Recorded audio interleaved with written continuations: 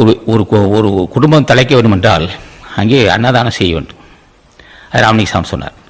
இது யார் கடைபிடித்தாலும் அந்த குடும்பம் தலைக்கும். முன் செய்த வினையின் காரணமாக சில துன்பம் வந்தாலும் அன்னதானம் செய்கிற குடும்பத்துக்கு துன்பம் வராது. அப்போ அன்னதானம் செய்கிறார்களே சில துன்பம் வருது என்றாலும் முன் செய்த வினையின் காரணமாக சில துன்பம் வரதான் செய்யும். அதை உடைத்திருவதற்கு சாமர்த்தியம் போதாது, வேறு எந்த வகையிலும் வெல்ல முடியாது. முன் செய்த பாவத்தின் காரணமாக துன்பம் வரும். அது வறுமையாக வரும், கடன் சுமையாக வரும், பகையாக வரும்.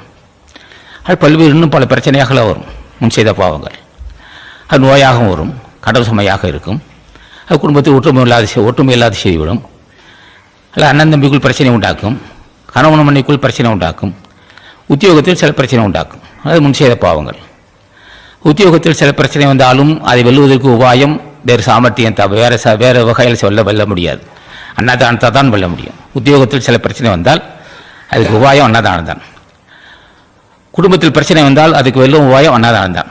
சகோதரருக்குள் பிரச்சனை வந்தால் அது வெல்லும் உபாயம் அன்னதானம் தான். தேவையில்லாமல் சில பேர் கேஸ் போடுவான். நம்ம இது ஒரு நல பிரச்சனை காரணமாக கேஸ் போடுவான். அதை பணப்படத்தை கொண்டு வெல்ல முடியும்னு நினைக்க முடியாது.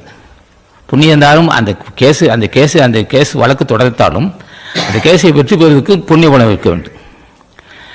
அப்போ புண்ணிய பலம் இருக்க மக்கள் தான் எதையும் வெல்ல முடியும், ஆற்றல் புண்ணியம் இருக்க முடியும். அதுக்கான ஜீவகாரண ஒழுக்கத்தை ராமலிங்க சாமி கொடுத்தார். ஜீவகாரணத்தை கடைபிடித்தால் தான் ஒரு ஞானியாக முடியும். ஜீவகாரணத்தை கடைபிடிக்கும் போது தான் ஒரு மரணமில்லா பெருவாள் பெறுவான்.